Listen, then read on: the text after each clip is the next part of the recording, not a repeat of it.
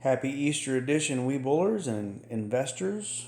This is Sean with The Good Trade, or The Good Trade on Webull. You've probably seen some of my posts. Today, we're going to talk about something I feel is really important and possibly going to save some people a lot of money, I'm hoping.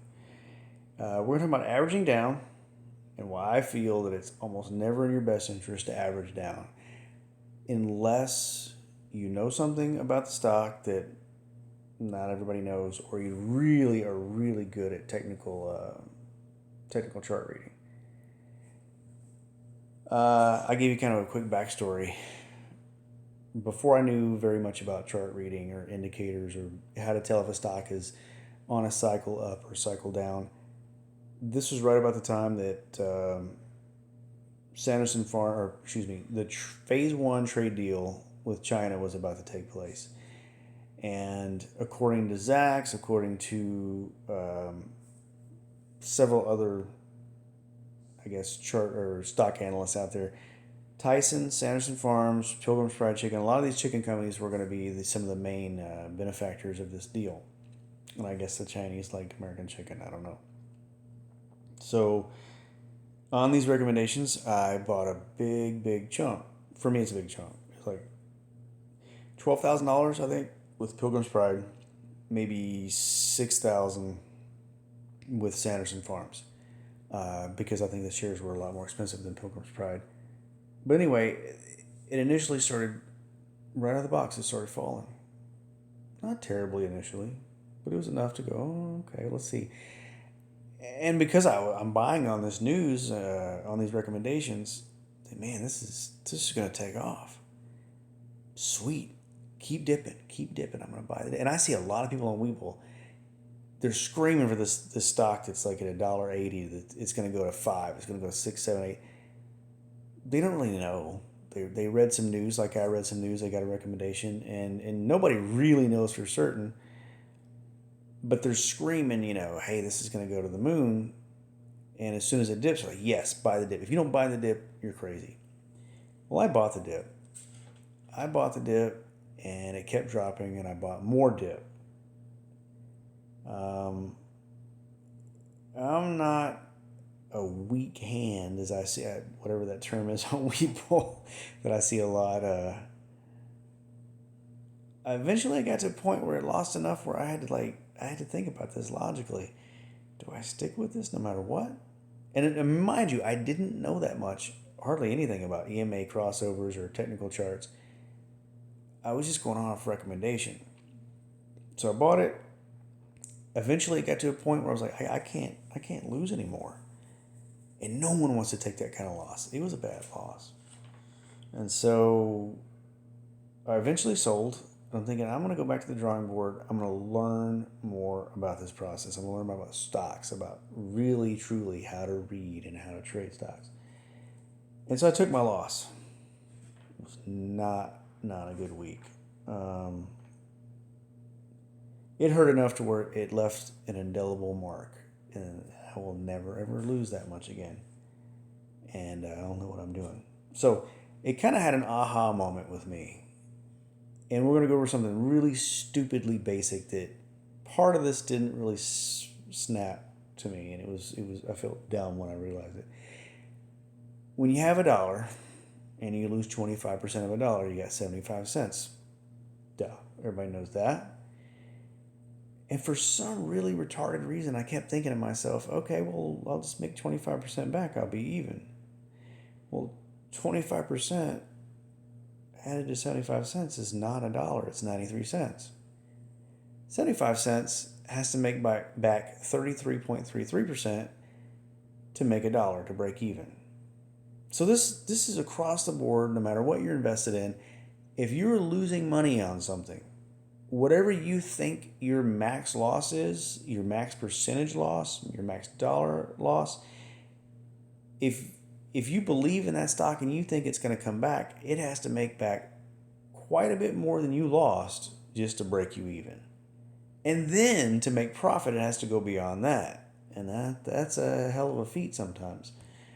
So we're going to go over a couple scenarios. If you'll bear with me, these slides will kind of hopefully show that it's more beneficial to set a stop loss and a rule for yourself rather than buy into something and continue to average your costs down. We'll go to buy XYZ stock, $2, 1,000 shares, $2,000.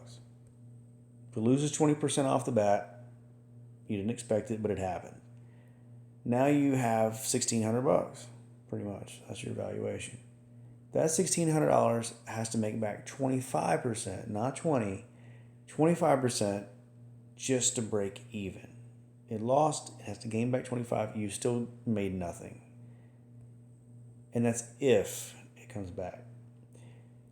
We're going to go over a scenario to where you buy the same stock, $2 a share, and you set, this time as soon as you buy it, you set a 5% stop loss. It's like 5% under the current valued price at $1.90 a share.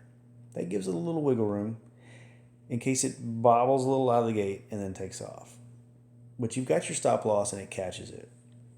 So right out of the gate, it starts to take off down. Well, your stop loss catches it and you stopped out, you lost $100. But you still believe in the stop. You still believe it's going to go back up. You believe it was a little anomaly and it's going to take off. You continue to follow the stock. It does bottom out. It drops 20% right out of the gate. Now it's at $1.60. You've only lost $100. You reinvest that $1,900 at $1.60 a share. Now you've got 1,187 shares. Then it goes up 25%. Now you have $2,374. You profited $374 or 18.7% because you still have to add in your total investment, which was $2,000. You add your loss. That's still 18.7%. Conversely, we'll start this scenario over, and if you bought at $2 a share, 1,000 shares at $2,000 total, and then as it drops, you buy the dip. You average down. You bought 1,000 shares at $2 each. It drops to $1.90 a share. You're like, ah, crap. To the moon. It's still going to the moon. I believe it. Yes. You buy $1,000 more. It drops to $1.80. Oh, it's getting cheaper. I like it. I can get them on the cheap. You buy 1,000 more. Drops another 10 cents to $1.70. You buy another 1,000. I don't know who's got $1,000 like to keep buying stock. Not only are you already going down a road where you're buying more than you intended to, it sets up a whole nother set of emotional attach. It adds an emotional attachment that you didn't initially have. You could have cut your losses and been done with it. Move on to the next thing. It drops to $1.60. You buy another $1,000. At this point, you did lower your cost average to $1.82 a share. But now you have 3,294 shares. If this thing drops 10 more cents, for every 10 cents more this drops, you just opened up your risk to another, I don't know, was $329? What is that? You got 32? Yeah, $329 for every 10 more cents it drops. Don't say it can't happen, because it can. All right. So you got 3,294 shares at $1.60. Now your $6,000 investment, because you're $6,000 into this, is now only worth $5,270. You are currently down a little over 12%. $730 almost. You expose yourself to a lot more risk. For every 10 cents more, you're losing over $300. You've already broken your rules. You're outside of your box. Now you're emotionally invested in this because the more money you were losing, the more emotionally invested you're going to be. It's going to be that much harder to get rid of something that if you'd had a little more control with a stop loss, you could have just waited and then had the option of whether or not, yes, I'm still interested or no, I'm not. At this point, you're locked in. You're married to it. It's going to be terribly difficult to get out from underneath. So let's just say in that scenario, it does go up 25%. Same as the other scenario, it goes up 25%. Now you made $588. And yes, $588 is more than what was the other, $374. On a $6,000 investment, That's 9.8%. If you recall, previously with the amount invested, it was over 18%. So you're half of the percentage increase, 60% more risk involved, and you're married to a stock. You are so emotionally invested at this point that you're going to get the kind of comments I get on there sometimes, which is like, you don't know what you're talking about. Screw you. You know, this is going straight to the moon. And then I'll call it, and I call it as it is. It's going to go down. I see it clear as day as it's going to go down. But at this point, people get so offended and uptight, and I understand it because they're emotionally involved in this stock. They've already sunk a lot of money into it, and they're down the road of averaging down. No one wants to be told they're wrong. No one wants to lose money. It's not fun. But this video, I hope, will clear some things up and why it's best to set up a stop loss and take your loss, keep following it. At least then you can control. You're so much more in control. And this actually leads me to my next potential video, which is I'm trying to think of a good title. CYA with an OTA. How to use proper orders to protect yourself, not only from loss, but to give yourself a little more control over your trades and your potential next trade. But that's a whole nother discussion for next week. And for any of you guys following me on here, we're all in here to learn. We're all in here to become better traders. And I've gotten a lot of questions on YouTube and on Webull, and I've decided that I'm going to dedicate myself to at least one good video every Sunday, so that way it's predictable. Every Sunday I'm going to release another video about something I've learned, and hopefully it helps some other people out there. As always, I appreciate the feedback. I've gotten some really good feedback from some guys here lately and how it's made them money and how it's saved them money. And I've got a lot more questions about the KDJ indicator. So I'm going to share that next Sunday. I'm going to cover the KDJ again, but in further depth. What levels to look for, decrease, increase, what time frames to look at to kind of predict what a stock is going to do for the future week. And if you guys ever have any questions about, what something is going to do, what what kind of numbers you're looking at, you can always contact me on Webull.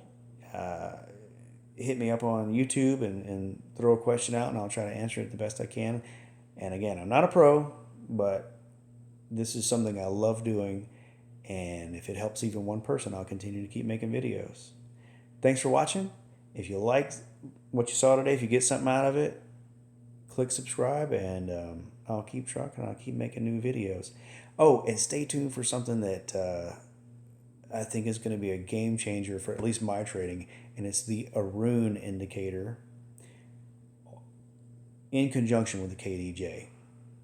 We'll cover it next week.